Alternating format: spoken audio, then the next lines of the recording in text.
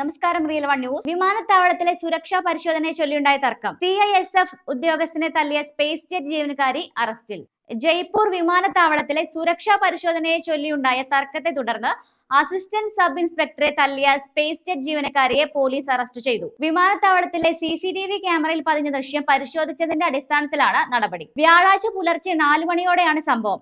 മറ്റ് സ്റ്റാഫ് അംഗങ്ങൾക്കൊപ്പം വിമാനത്താവളത്തിലേക്ക് പ്രവേശിച്ച ജീവനക്കാരി അനുരാധ അനുമതിയില്ലാതെ ഗേറ്റിലൂടെ ഉള്ളിലേക്ക് കടക്കാൻ ശ്രമിച്ചതാണ് തർക്കത്തിന് കാരണമായത് എന്നാണ് പോലീസ് പറയുന്നത്. സുരക്ഷയുടെ ഭാഗമായി തടഞ്ഞ അസിസ്റ്റന്റ് സബ് ഇൻസ്പെക്ടർ ഗിരിരാജ് പ്രസാദുമായി അനുരാധ തർക്കത്തിൽ ഏർപ്പെടുകയും ഒടുവിൽ കയ്യാങ്കളിയിൽ എത്തുകയുമായിരുന്നു. അതേസമയം തങ്ങളുടെ ജീവനക്കാരിക്ക് ഗേറ്റിലൂടെ പ്രവേശിക്കാൻ ആവശ്യമായ എയർപോർട്ട് എൻട്രി പാസ് ഉണ്ടായിരുന്നുവെന്നും ജീവനക്കാരിയോട് CISF ഉദ്യോഗസ്ഥർ മോശമായി പെരുമാറിയതാണ് സംഭവത്തിന് കാരണമായെന്നും സ്പേസ് ജെറ്റ് കമ്പനി പറഞ്ഞു.